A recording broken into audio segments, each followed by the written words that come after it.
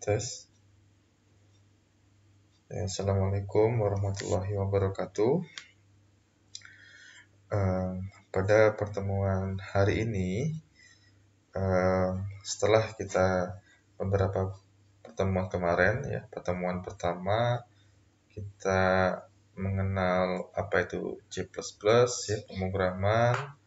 Kemudian pertemuan kedua kita mencoba untuk mengenal bagaimana menulis sebuah program di compiler, gitu ya, kemarin IDE kita pakai kode blok. Saya harap teman-teman sudah menginstal semua, ya. Kalaupun bukan kode blok, boleh pakai IDE lain atau pakai compiler online, yaitu di cpp.sh. Nah, dan juga kemarin sudah saya berikan sebuah latihan, gitu ya. Silakan buat sebuah program sederhana untuk mengetahui atau menuliskan identitas diri. Yang pertama, ya, nama, tanggal lahir, mungkin alamat, email, dan sebagainya. Yang kedua, saya suruh untuk membuat sebuah program luas bangun datar, ya, kemarin, ya. Nah, pada hari ini, ya, setelah Anda coba bisa untuk membuat program sederhana, kemudian merunningnya, pada hari ini saya akan coba berikan penjelasan terkait dengan elemen-elemen dasar, yaitu pada C++, ya, pada pemrograman pada khususnya, pada umumnya. Nah, yang pertama, gitu ya, ada yang dinamakan dengan himpunan karakter, gitu ya. Jadi dalam C++ itu himpunan karakter itu terdiri dari huruf, gitu ya, digit, simbol, dan bahkan juga ada controller seperti spasi, bintang, dan sebagainya, gitu ya. Nah, di C++ itu ada huruf, ya, huruf A abjad, dari A sampai dengan Z ada 26, kemudian A kecil sampai Z ada 26, gitu ya. Jadi ada 52 karakter huruf. Di C++, huruf kecil dan huruf besar itu berbeda. Ingat itu ya, berbeda. Yang kedua, ada contoh adalah digit. Ya, digit itu berupa angka, yaitu dari 0, 1 sampai dengan 9. Bukan 10 ya, karena 10 itu merupakan karakternya ya 0 sama 1, 1 sama 0. Kemudian ada lagi simbol, gitu ya. Itu bisa backslash n, itu kemarin kita coba untuk meng-enter. Kemudian ada juga bintang, tambah, gitu, spasi, dan sebagainya. Itu simbol. Nah, di sini C++ mempunyai cara untuk menyatakan karakter-karakter yang tidak mempunyai kode tombol, gitu ya, seperti karakter kontrol. Nanti kita lihat pada tabel 3.4. Yang kedua, itu terkait dengan pengenalan atau identifier. Nah, di C++ itu ada beberapa yang disebut sebagai dengan identifier atau pengenalan. Yang pertama, apa itu variabel? Nanti kita akan coba buka satu persatu.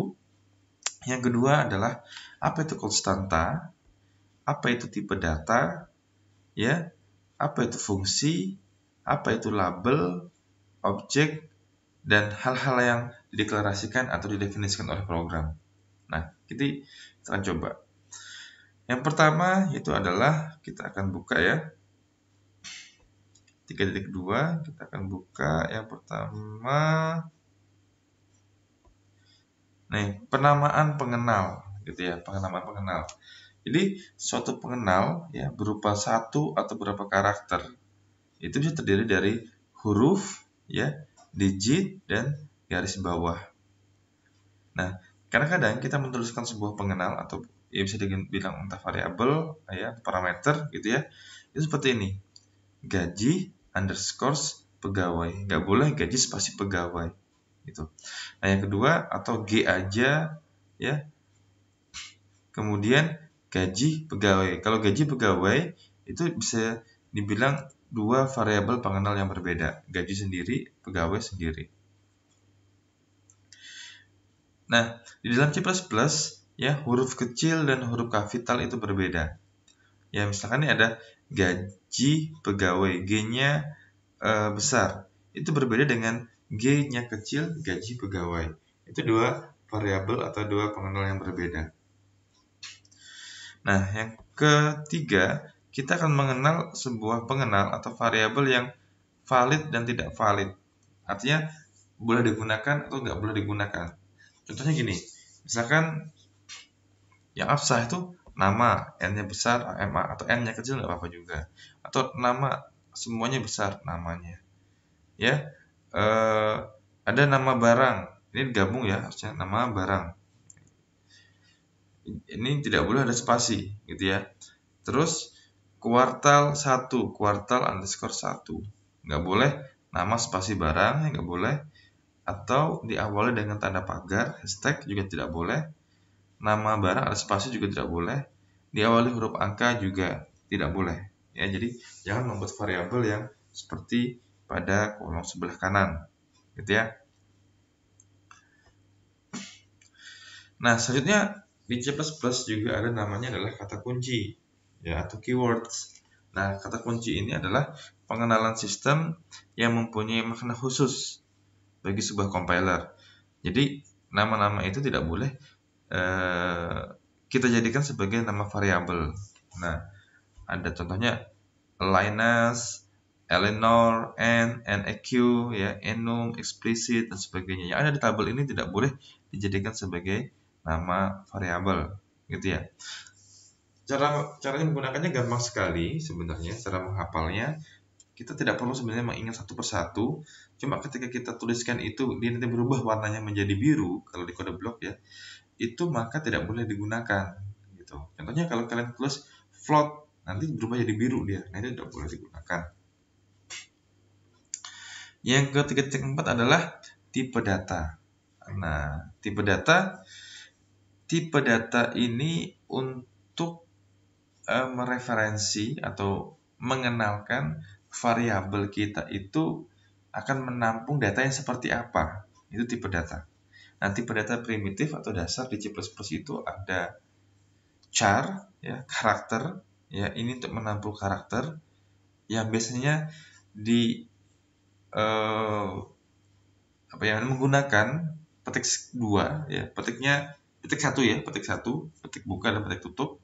Ada int integer, ini untuk bilangan bulat, ya, 0, 1, 2, minus 1, minus 2, jadi bukan pecahan. Short, ada long, ada float, double, long double, dan boolean atau bool. Nah, sekarang kita coba lihat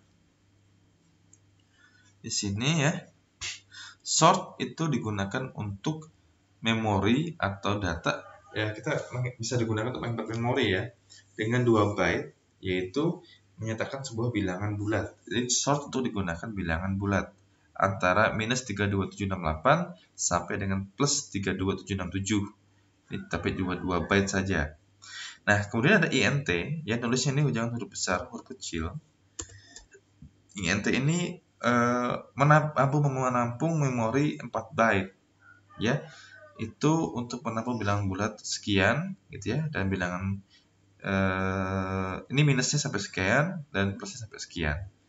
Long itu juga 4 byte, ada long atau long in itu 8 byte, bisa menampung berapa triliun angka itu, gitu ya. Ada float, itu digunakan untuk sebuah pecahan, gitu ya, real. Kemudian ada double, ya, itu ketelitian tinggi, ya, sampai dengan 16 digit, tapi kalau float sampai 7 digit.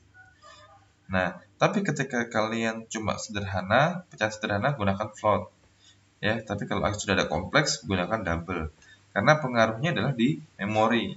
Jangan sampai kita menggunakan memori yang tidak sesuai dengan peruntukannya, ya. Jangan sampai kita membuang-buang memori kita, gitu. Nah, selanjutnya ada long double, itu 12 byte. Nah, kemudian ada bool, itu untuk menentukan true dan false, 1 dan 0, gitu ya. Sedangkan char untuk dia tipe karakter. Nah, untuk mengetahui panjang sebuah atau kapasitas dari sebuah tipe data itu bisa menggunakan namanya adalah size of, ya, menggunakan size of. Jadi kita untuk mengetahui karakter, jadi size of dalam kurung char, ukuran dari bool ya size of bool dan sebagainya, gitu ya. Ini size of.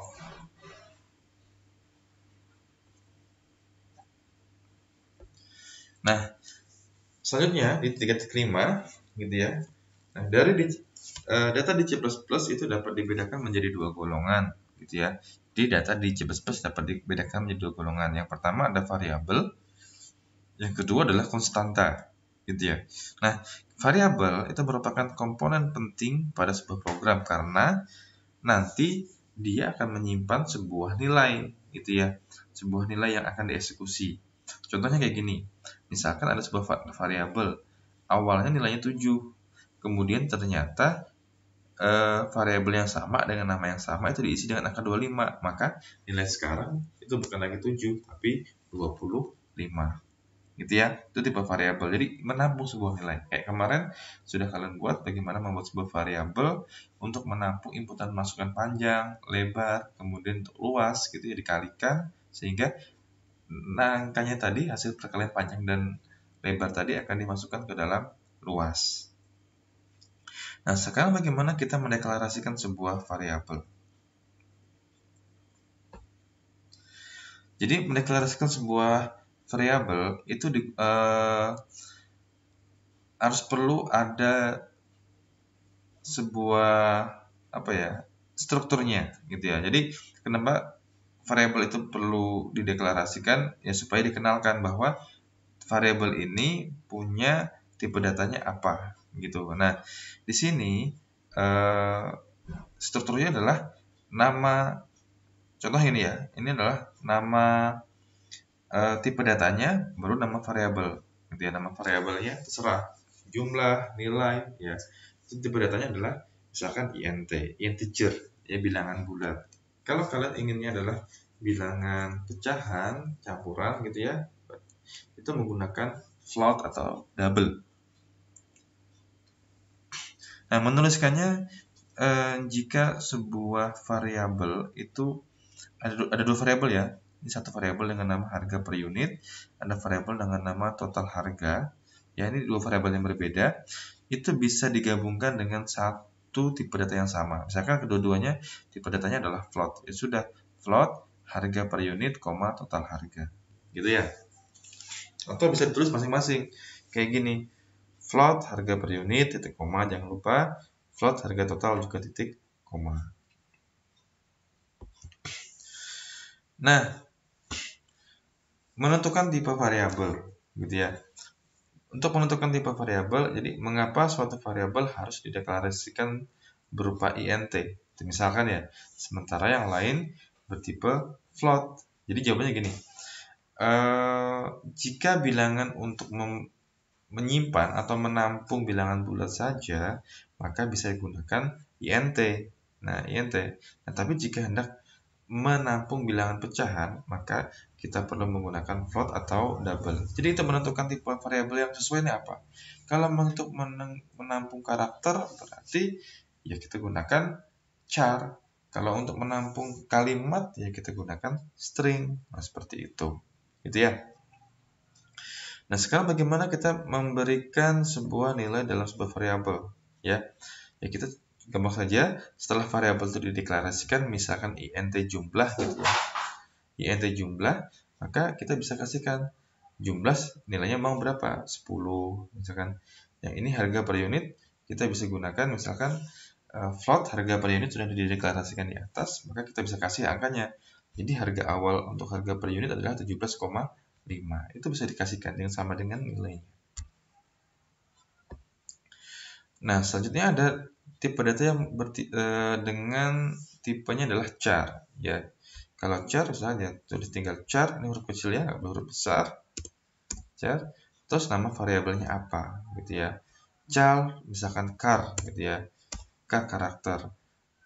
Nah, kalau mendeklarasikan variabel char itu cukup dengan dikasih tanda petik. Nah, contohnya gini.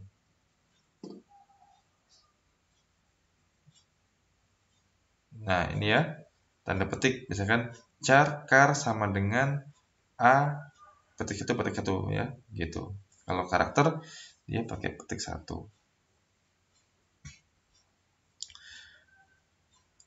Selanjutnya adalah pemodifikasian tipe unsigned dan signed.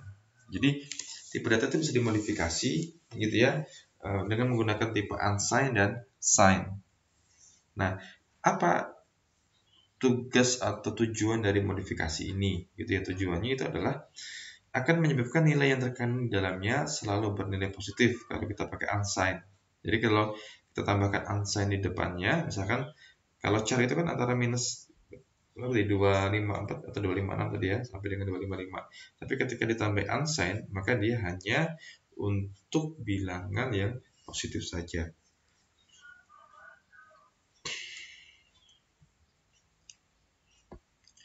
Ya, konstanta oktal, hexadesimal, ini nggak usah.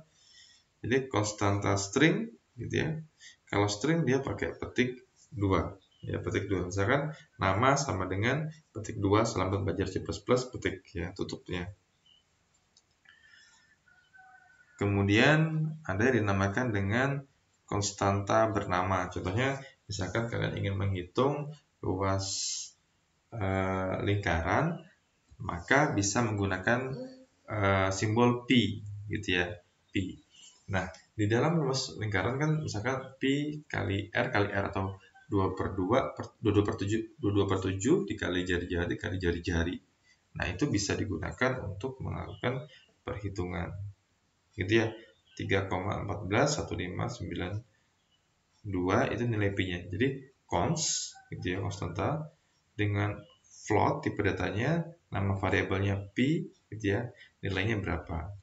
Nah, ini bisa digunakan konstanta sebagai bernama.